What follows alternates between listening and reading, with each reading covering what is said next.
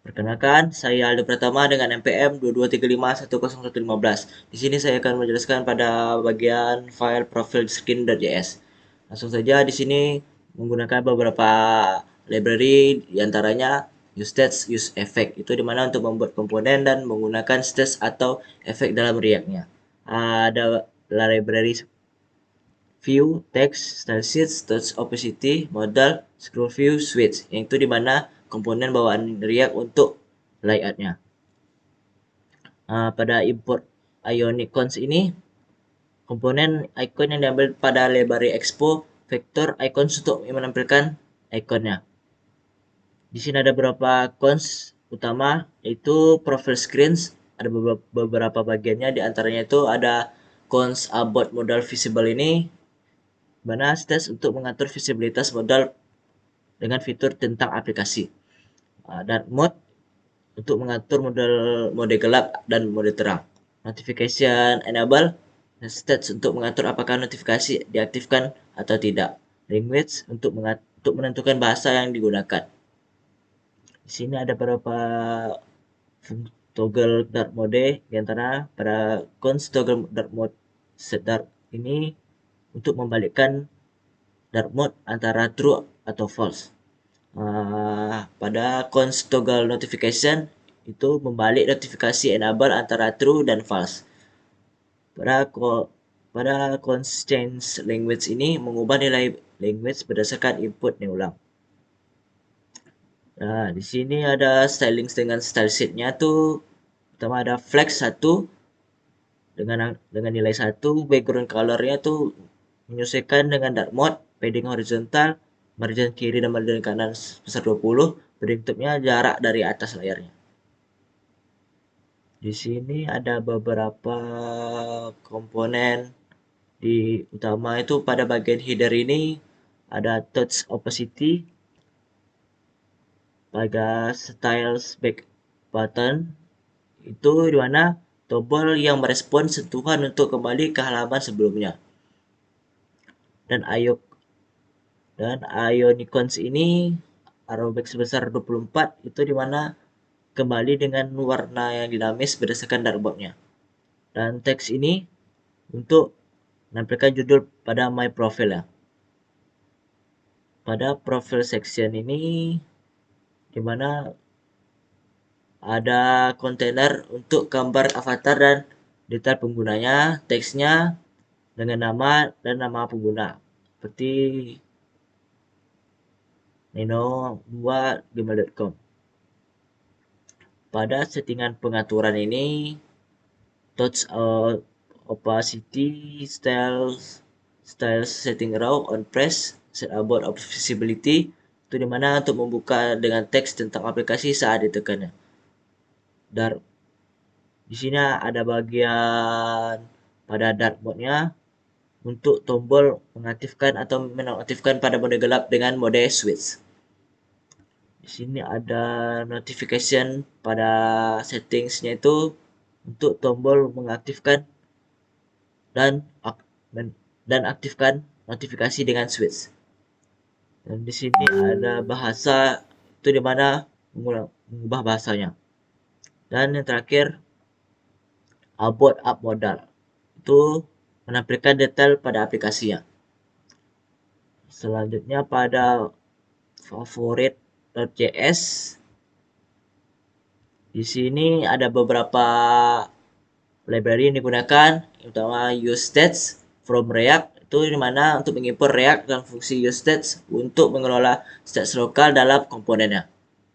Import selanjutnya library view, text, style sheet, flat list, image stats, touchable opacity, alert, itu komponen dan fungsi bawaan pada React, dimana view itu untuk kontainer layout, teksnya untuk menampilkan teksnya, style sheets untuk mendefinisikan CSS-nya, flatlist komponen untuk menampilkan daftar data dengan optimasi performanya, image untuk menampilkan gambar, touch opacity komponen yang mendukung klik dengan efek transparasi, alert itu untuk menampilkan dialog pada konfirmasi. Pada cons favorite news, favorite news itu dimana membuat stats lokal favorite news dengan data awal berupa array berita awal berupa objeknya. Selanjutnya ada cons remove favorite yang dimana alert-alertnya ini berfungsi untuk menampilkan dialog konfirmasi dengan dua opsinya. Dengan dua opsi yang dimana ada teks batal untuk membatalkan dan teks cancel untuk memanggil fungsi on press untuk menghapus berita. Dan terakhir pada set favorite news mengupdate stats dengan menyaring berita yang ID tidak sama dengan ID yang diberikan. Selanjutnya ada render new card dengan fungsinya item adalah di sini ada objek berita yang dirender. View dan image ini view untuk kontainer pada kartu beritanya, image untuk menampilkan gambar dari properti item. Di sini ada teks di mana untuk menampilkan judulnya, deskripsi dan tanggal beritanya. Pada conditional styling ini yang dimana latar belakang teks menyesuaikan mode gelap dengan ternary operator. Terus opacity memberikan on press yang memanggil remove remote untuk menghapus berita. Di sini ada main editor untuk rendering ulang pada view utamanya itu membungkus seluruh layar dengan gaya latar belakang berdasarkan dark mode. Headernya itu untuk terdiri dari tombol kembali, terus opacity dengan icon dan judul layarnya. Conditional pada rendering, jika favorit news memiliki data tampilan flatlist. Jika kosong, maka berita berita belum ada berita favoritnya. Dan flatlist ada beberapa properti, itu properti data yang berguna untuk sumber data yang akan render item, yang itu dimana untuk render setiap item menggunakan render name card key extractor untuk menggunakan kunci unik pada setiap item. Di sini ada beberapa style itu yang digunakan, ada container dan header untuk menentukan tata letak utama layarnya, header container dan header styling untuk header, flatlist untuk padding bawah. Flatlist ini ada beberapa bagian yang dimana ada list untuk paling bawah pada daftar berita, card untuk styling kartu berita ada bayangan, image untuk menentukan ukur gambar. Konten berita itu seperti title, description, data style teks judul, deskripsi, dan tanggal. Remove button ini untuk menghapus dengan warna merah. Dan terakhir, empty text untuk styling teks jika daftar yang kosong. Assalamualaikum warahmatullahi wabarakatuh. Perkenalkan, nama saya Muhammad Ali Samudra Dilila dengan NPM 2235241. Di sini saya akan membahas codingan front end untuk home screen. Di sini ada import. Nah, di import ini adalah untuk mengimport pustaka utama seperti import rec, ustate, dan lain-lain. Di rec ini untuk mengelola komponen, state, dan efek. Terus ada di sini ada React Native ini untuk komponen UI seperti view, scroll view, text, dan lain-lainnya. Lalu ada Axios. Axios ini berguna untuk melakukan request API mengambil data cuaca. Terus ada Ion Icons. Di sini untuk icon bawaan Expo. Lalu di sini ada host home screen ya. Di sini ada home screen navigation, host drag mode, set drag mode, use state, dan seterusnya. Nah, di sini berguna untuk mengelola apakah tampilan dalam mode gelap atau terang. Lalu di sini ada select kategori. Di sini untuk menyimpan kategori berita yang dipilih atau yang sedang dipilih. Lalu di sini ada weather data. Nah, di weather data ini untuk menyimpan data cuaca yang diambil dari FBA. Lalu di sini ada loading weather. Di sini untuk menyimpan status loading data cuaca sedang diambil. Lalu ada cost. Toggle dark mode ini adalah untuk tombol untuk menyeting dark mode. Lalu di line selanjutnya ada cost news data. Nah, di sini itu berguna untuk eh, data berita yang diatur bentuk objek dan kategori utama. Di sini ada news, terus ada pendidikan dan seterusnya gitu. Selanjutnya di sini ada cost weather data. Di sini ini menggunakan Axios untuk request data cuaca dari Open Weather Map API. Lalu jika berhasil, data cuaca disimpan di weather data dan loading weather menjadi false. Jika gagal, error akan ditampilkan di konsol. Lalu ada use effect. Di use effect ini ada header, terus ada loading weather, terus ada cuaca, ada kategori berita, dan ada dark mode-nya. Nah, di sini ada header. Yang header ini untuk menampilkan judul gitu, untuk menampilkan halaman home. Nih, header home. Lalu di sini ada jika loading waiter masih true akan muncul activity indikator, akan muncul spinner. Jika data cuaca sudah tersedia ditampilkan melalui komponen watercard. Lalu di sini ada kategori berita. Di kategori berita ini komponen kategori navigation digunakan untuk memilih kategori berita. Lalu ada berita dalam kategori yang dipilih, ada select kategori. Select kategori ini dirender menggunakan navscard. Terus ada dark mode di sini. Dark mode toggle di sini untuk tombol untuk mengubah mode gelap menggunakan icon bulan atau dan switch. Lalu di sini ada style. Ini digunakan untuk mengatur tata letak dan penampilan komponen. Contoh ini ada container layout, container, ada layout, terus ada setting row dan new container. Jadi container itu untuk layout utama, terus di setting row itu baris pengatur untuk toggle dark mode, lalu ada new container itu jarak antar berita. Nah, selanjutnya saya akan ngebahas untuk calendar screen. Nah, di calendar screen ini tetap sama, kita mengimport, tapi tidak sebanyak yang di home screen. Di import drag from rec, terus ada view, image, scroll view, style sheet, text, able opacity from activate, dan import icon from expo yang tadi ya. Nah, di sini ini ada cost untuk ini.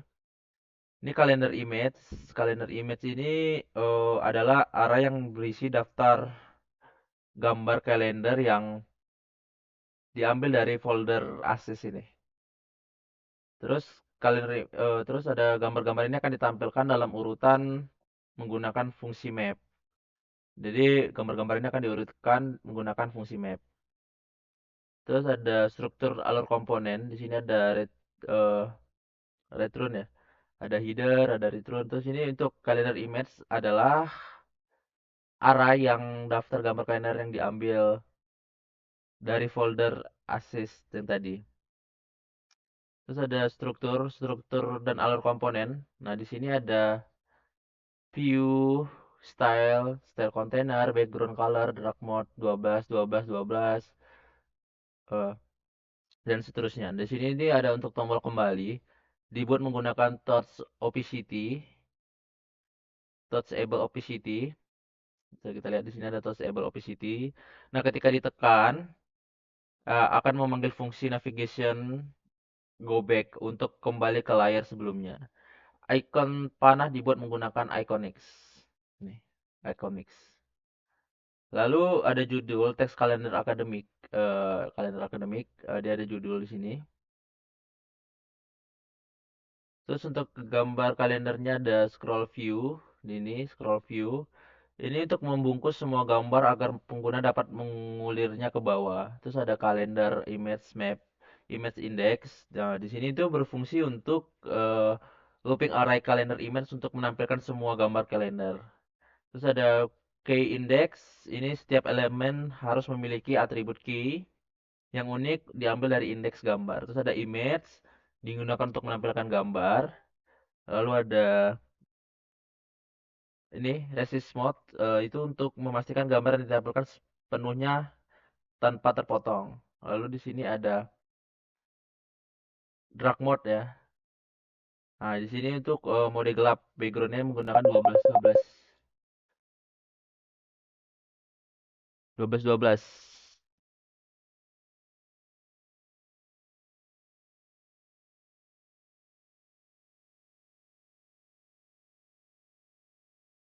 Dan ini untuk scroll header, font size, dan lain-lain. Sekian dari saya. Assalamualaikum warahmatullahi wabarakatuh. Assalamualaikum warahmatullahi wabarakatuh. Perkenalkan, nama saya Gilang Qadir Rasid. Saya dari kelas 5F dengan NPM 22351 07078. Saya sebagai backend. Nah, saya akan menjelaskan bagian controller, middleware, dan models. Yang pertama itu adalah out controller. Itu yang pertama itu ada user request, model user itu kayak mengimpor model user dari file model selesa user. Nah, model ini digunakan untuk uh,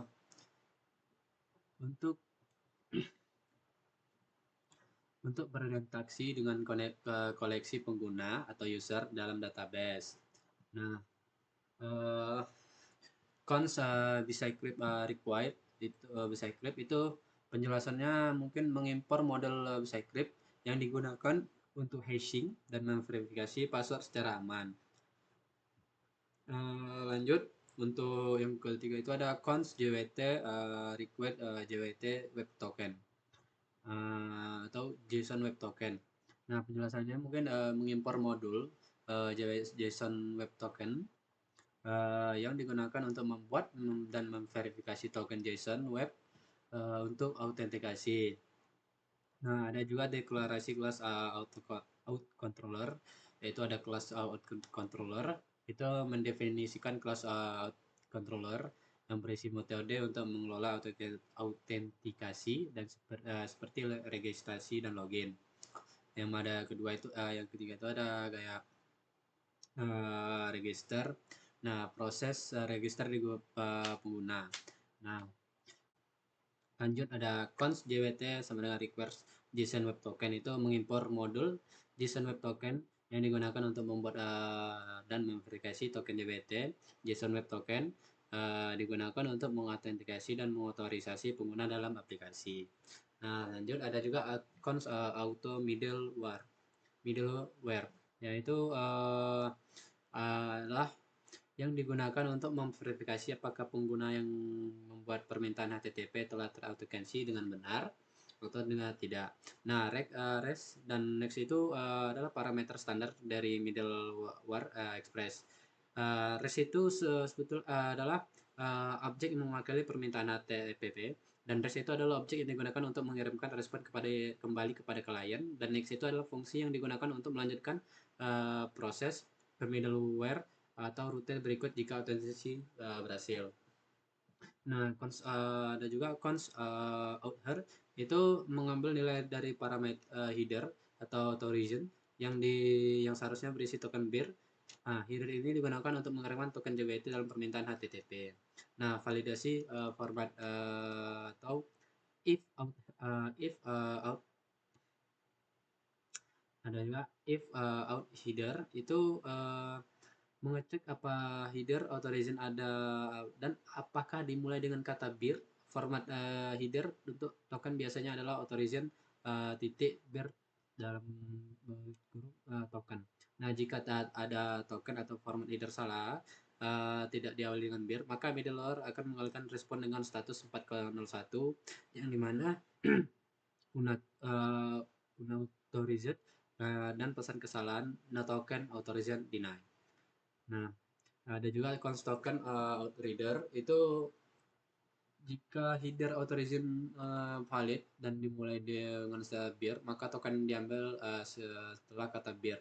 Nah, fungsi split itu membagi string menjadi dua bagian berdasarkan spasi dan mengambil bagian kedua yaitu JWT token.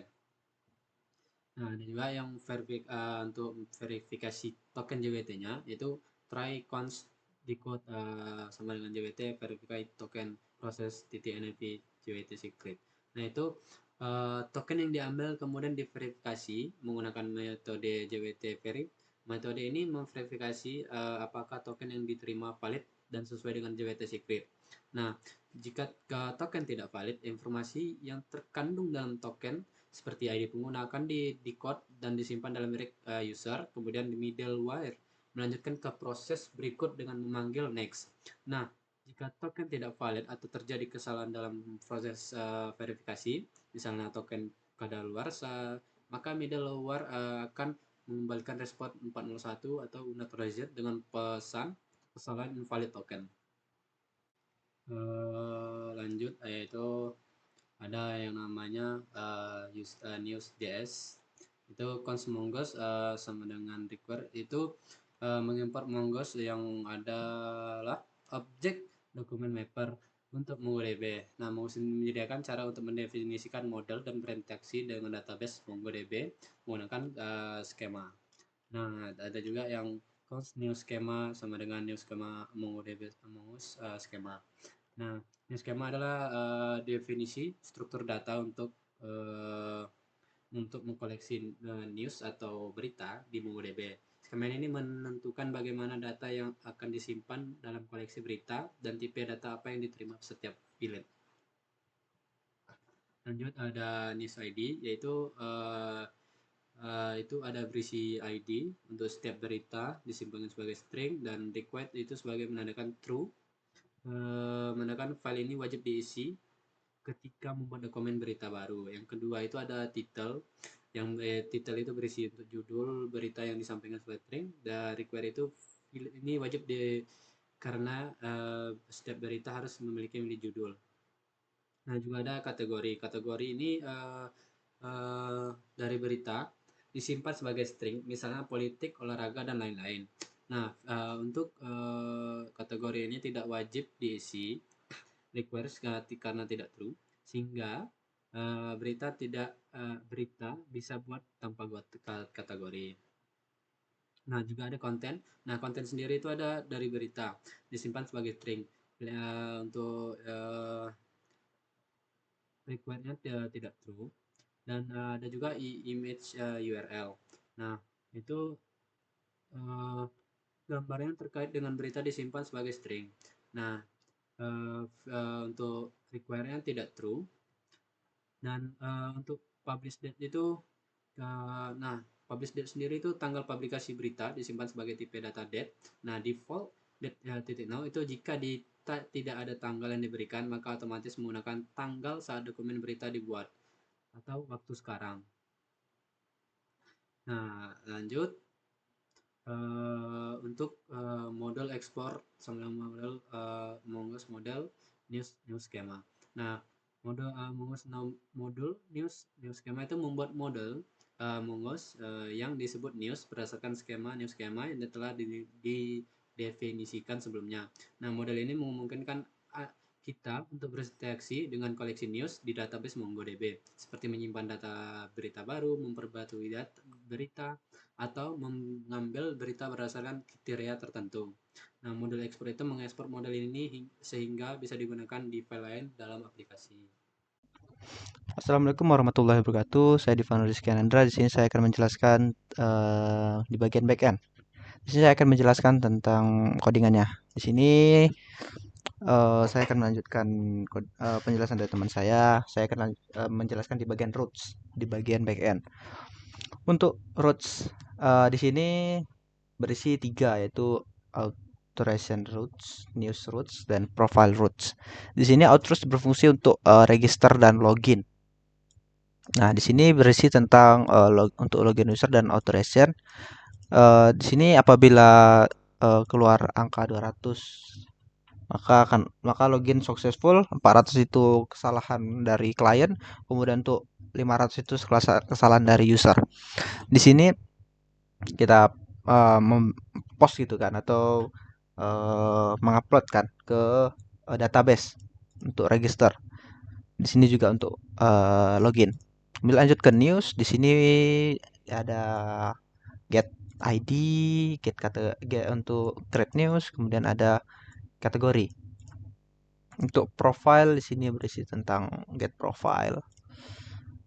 Lanjut ke validate, di sini untuk memvalidasi apabila ada kesalahan dalam melakukan maksudnya melakukan registrasi di sini, validate registration. Dia username apabila tidak ada username, maka dia akan melakukan username is required. Kemudian sama seperti password, kemudian email. Nah, di sini ada error. Kemudian selanjutnya ke validate login. Apabila username-nya di sini nggak ada, maka akan gagal. Maka dia akan memberikan output yaitu username is required. Di sini selanjutnya maka modul ekspornya kedua function ini, validate registration dan validate login. Kemudian selanjut ke app.js. Di sini kita menggunakan MongoDB, jadi Mungus express.js .env config, kemudian express di sini portnya yaitu 5000, hostnya di sini sebenarnya yaitu 192, 128 dan 56 dan 1. Kemudian selanjutnya ke use course express JSON Mongoose connect untuk memberitahukan apabila connect ya. Nah, di sini app use untuk masukkan ke API-nya. Apabila untuk login itu authorization, API authorization, untuk newsnya di sini API news, kemudian untuk profile itu API profile. Kemudian setup Swagger untuk API documentation-nya. Nah, di sini apabila berjalan, maka port dan hostnya akan berjalan, maka akan memberikan console log server is running on HTTPS. Hostnya berapa tadi, semisalnya tadi IP berapa, kemudian lanjut ke portnya berapa ya. Lanjut ke Swagger di sini untuk API documentation-nya. Baik, saya akan melanjutkan ke penjelasan API documentation. Baik, di sini saya akan melanjutkan untuk API documentation. Di sini API documentation-nya berisi tentang register, login untuk kemudian selanjutnya untuk news atau beritanya kita akan mendapat bisa melalui ID. Di sini untuk selanjutnya itu dengan kategori dan untuk membuat news, post news. Kemudian selanjutnya ada profil untuk mengambil atau nge-fetch profil dari database ke halaman pengguna atau interface. Untuk di registration di sini semisalnya mau meregistration, semisal saya akan melakukan regis di sini. Nah, saya akan regis di sini. Nah, di sini bad error request. Message-nya itu username already exists. Semisalnya saya buat di sini nama saya sendiri ya. Divano Rizky. Untuk username-nya untuk password-nya saya buat semisalnya Divano 1122. Oke. Untuk emailnya saya akan buat divano1122@gmail.com. Nah, saya execute, maka respon body user register successfully. Kemudian lanjut ke login. Kita akan coba ke login, try out. Kita coba yang tadi, yaitu Divano Rizky. Untuk passwordnya yaitu sama seperti tadi, Divano 112233. 1122 ya. Kita execute, maka respon body login successfully dan tokennya diberikan tokennya.